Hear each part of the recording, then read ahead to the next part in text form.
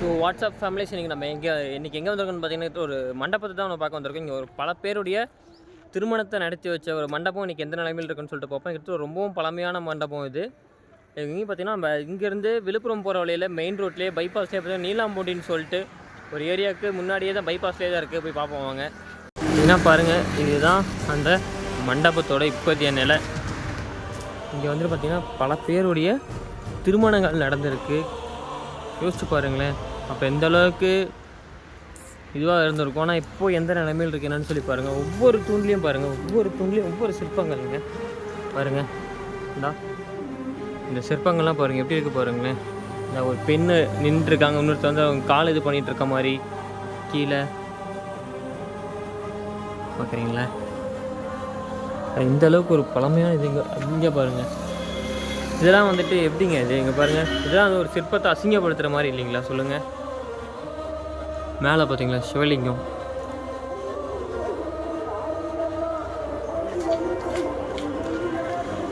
இங்கே பாருங்கள், கோவில் தூண்களில் வந்துட்டு பார்த்தீங்கன்னா பாருங்கள் உட்காந்து இருக்க மாதிரி ஒரு தியானம் பண்ணுற நிலைமையில் இருக்க மாதிரி இருக்குது பார்த்தீங்களா. இங்கே மேலே இங்கே பாருங்களேன், ஒரு யானை வந்துட்டு ஒரு முதலையை வந்துட்டு இதாக பண்ணுற மாதிரி. கீழே முதலையை வந்து யானையோட காலை கடிக்கிறதாகவும், முதலையை வந்துட்டு அந்த யானை வந்து அந்த தான் தும்பிக்கை வச்சு முதலையோட வாழை பிடிச்சிட்டு இருக்க மாதிரி இருக்குது பாருங்களேன். ஸோ எத்தனை சிற்பங்கள் பாருங்கள். இந்த மண்டபத்தில் சிற்பங்களுக்கு பஞ்சமே இல்லைங்க. இங்கே பாருங்கள் எத்தனை சிற்பங்கள். யாழி பாருங்கள், யாழி சிற்பம் பாருங்கள்.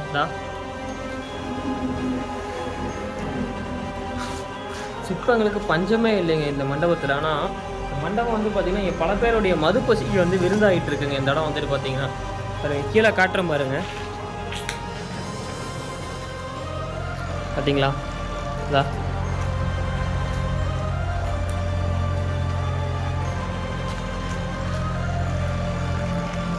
யோசிச்சு பாருங்கள். இந்த மாதிரி இடத்துல வந்துட்டு எப்படி தான் அவங்களுக்கு எல்லாம் பண்ண இந்த மனசு வருதுன்னு தெரியலைங்க. கொஞ்சமாச்சும் அவங்களுக்கு யோசிக்க மாட்டாங்களான்னு எனக்கு தெரில. பாருங்கள் இந்த சிற்பங்கள்லாம் பார்த்து கூட இந்த மாதிரி இடத்துல எப்படி வந்துட்டு இதெல்லாம் பண்ணலாம் அப்படின்னு சொல்லிட்டு விநாயகர் பார்த்தீங்களா. விநாயகருங்க, இந்த மண்டபத்துக்கு நேர் அப்படியே ஆப்போசிட்டில் ஒரு குளம் ஒன்று இருந்திருக்கு. குளம் குட்டை அந்த மாதிரி சொல்லுவாங்களா, அந்த மாதிரி ஒன்று இருந்திருக்கு. அதனால் இப்போ நாளடைவில் அதுவும் இல்லை, ஃபுல்லாக போச்சு. இன்னும் இருந்ததுக்கான அடையாளங்கள் இருக்குது. இங்கே பாருங்களேன், ஒருத்தர் அம்பு விடுற மாதிரிலாம் இருக்குது பாருங்கள். கீழே வந்துட்டு ஒருத்தர் இது பண்ணுற மாதிரி பாருங்கள். அம்பு ஒரு வேட்டையாடுற மாதிரி. இங்கே பாருங்கள் கீழே பாருங்கள். இல்லை எத்தகைய ஒரு சிறப்புமிக்க இடங்க அதெல்லாம். யோசிச்சு பாருங்களேன், அந்த காலகட்டங்களில் ஒரு திருமணம் நடக்குதுன்னா அந்த இடம் வந்துட்டு எப்படி இருந்திருக்கும். இந்தளவுக்கு ஒரு பெரிய இடமா இருக்கும். யோசிச்சு பாருங்கள், எவ்வளோ ஒரு பிரசித்தி பெற்ற இடமா இருக்கும். இதெல்லாம் பார்க்கும்போது இங்கே பாருங்கள், இதில் வந்து பேர் எழுதி இதனால இவங்களுக்கு என்ன வரப்போகுது சொல்லுங்கள்.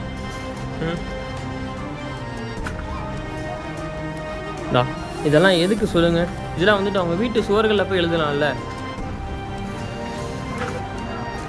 இந்த மாதிரிலாம் உங்கள் வீட்டு சுவர்களில் போய் எழுதுங்களேன். ஏன் இந்த மாதிரி வந்துட்டு ஒரு பொது இடங்கள்ல வந்துட்டு இந்த மாதிரி வந்துட்டு அதுவும் பல பேருக்கு ஒரு இடமா திருமண மண்டபமாக இருந்திருக்கு அப்படின்னு அந்த இடம் எவ்வளோ பெருசாக வந்திருக்கு, இந்த அளவுக்கு புகழ்பெற்றதாக இருந்திருக்கும்.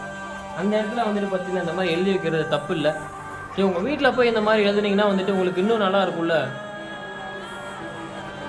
பார்க்கும்போது கோவம் தாங்க வருது. இதெல்லாம் வந்துட்டு எவ்வளோ ஒரு அசிங்கமாக இல்லை பார்க்கும்போதே. இந்த மண்டபத்துக்குள்ளே அந்த விளக்க வைக்கிறதுக்காக பார்த்தீங்களா, இந்த விளக்க வைக்கிற அந்த இது பாருங்கள் எவ்வளோ ஒரு அழகாக கொடுத்துருக்காங்க. எல்லாத்தையுமே பாருங்கள், மேலெல்லாம் பாருங்கள் இத்தனை கற்கள், இத்தனை இது பாருங்களேன். அது மட்டும் இல்லைங்க, ஏகப்பட்ட குரங்குகள்லாம் இருக்குது.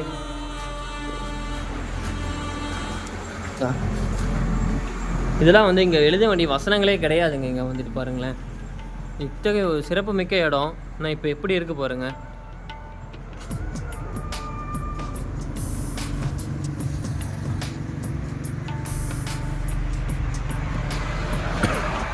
இடத்துல வந்து நிறையா தப்பான விஷயங்கள் பண்ணுறதுக்காக யூஸ் பண்ணிகிட்டு இருக்காங்க இந்த இடத்த.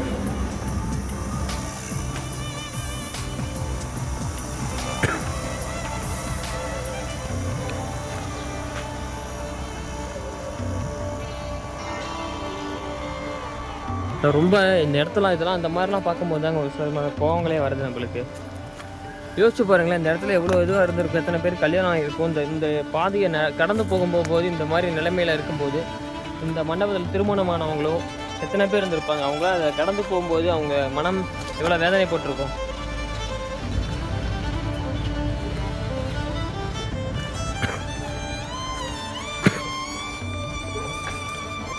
நிஜமாக சிற்பங்களை ஒவ்வொன்றையும் பார்க்க எனக்கு இந்த இடத்த விட்டு போக அந்த மனம் வரமாட்டேங்குதுங்க.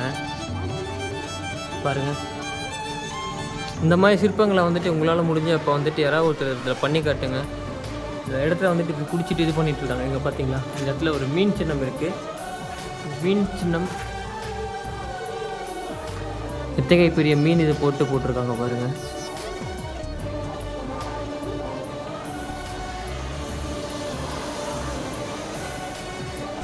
நிஜமாங்க இதெல்லாம் நம்மளுக்கு கொடுத்துட்டு போனது இப்போ தான் நான் இதை யோசிக்கிறேன். இந்த மாதிரி கொடுத்துட்டு போனது தப்பு பண்ணிட்டாங்களோன்னு யோசிக்கிறேங்க. நான் கொடுத்துட்டு போனாங்கன்னா நம்மளுக்கு ஒரு விஷயம், நம்ம முன்னோர்கள், நம்ம மன்னர்கள், நம்ம ராஜாக்கள்லாம் நம்மளுக்கு ஒரு விஷயம் கொடுத்துட்டு போயிருக்காங்க அப்படின்னா அதை நம்ம முறையான முறையில் பாதுகாக்கணுங்க. பாதுகாக்கலாம் பரவாயில்ல, இந்த மாதிரி கொச்சப்படுத்தாமல் இருக்கணும்.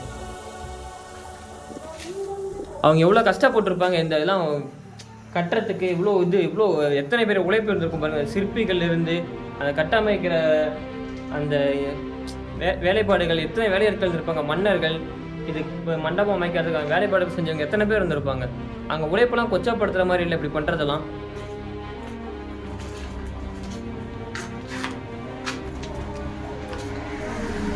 பாருங்களேன், இந்த தூண்களை பாருங்கள்.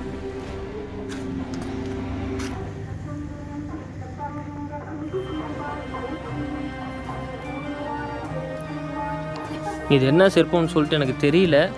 உங்களுக்கு யாராவது இந்த வீடியோ பார்க்குறீங்க, யாராவது உங்களுக்கு இது தெரிஞ்சதுன்னா என்னென்னு கமெண்ட் பண்ணுங்கள், தெரிஞ்சுக்கலாம். பாருங்கள், மேலே பாருங்கள், யாழி.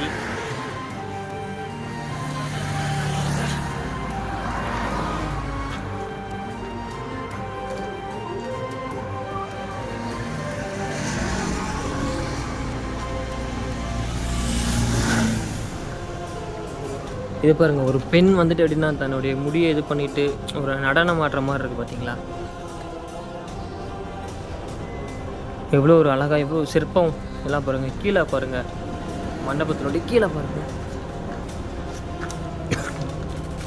இப்போ பாருங்கள், கீழே வந்துட்டு அவங்க அந்த நடனம் ஆடுற அந்த பெண்கள் வந்துட்டு நடனம் ஆடுற மாதிரி எவ்வளோ ஒரு சிற்பங்கள்ங்க. இங்கே பாருங்கள், ஃபுல் அண்ட் ஃபுல் எல்லாமே சிற்பங்கள் தாங்க இருக்குது.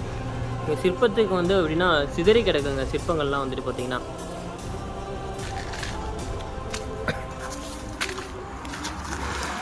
பாருங்க, எத்தனை இது பாருங்கள். பாருங்கள், அந்த ஒரு புலியை வந்துட்டு வேட்டையாடுற மாதிரி இருக்குது பார்த்தீங்களா அந்த இடத்துல.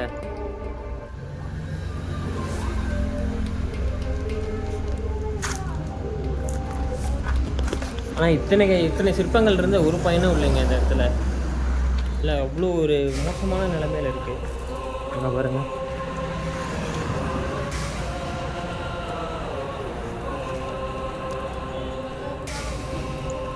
நடனம் ஆடுற மாதிரி ரொம்ப ஒரு வேதனைக்குரிய விஷயம் இதெல்லாம்.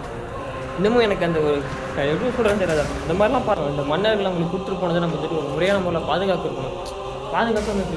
விடுறாங்களே, இந்த மாதிரி பண்ணுறாங்களேன்ற ஒரு மாதிரி தவறுகள் யாரும் பண்ணாதீங்க. இது வரைக்கும் பண்ணி இது மேலே பண்ணாதீங்க. இதெல்லாம் வந்துட்டு நம்ம சாதாரணமாக நினைக்கிறோம். இதெல்லாம் ஒரு பல பேருடைய உழைப்பு. பாருங்க, இங்கே ஒரு குளம் இருந்துன்னு சொன்னேன் இல்லைங்களா, அந்த குளம் தாங்க பாருங்க. என்னுடைய படிக்கட்டுகள் இதெல்லாம் பார்த்தீங்கன்னா தெரியும் உங்களுக்கு. சுற்றி குளம் தான். ஆனால் இப்போ எல்லாமே ஃபுல்லாக எதுவுமே இல்லாமல் போயிடுச்சுங்க.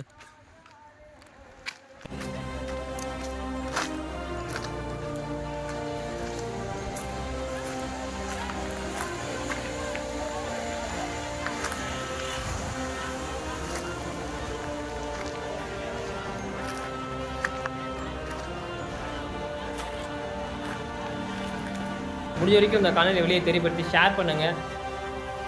நன்றி.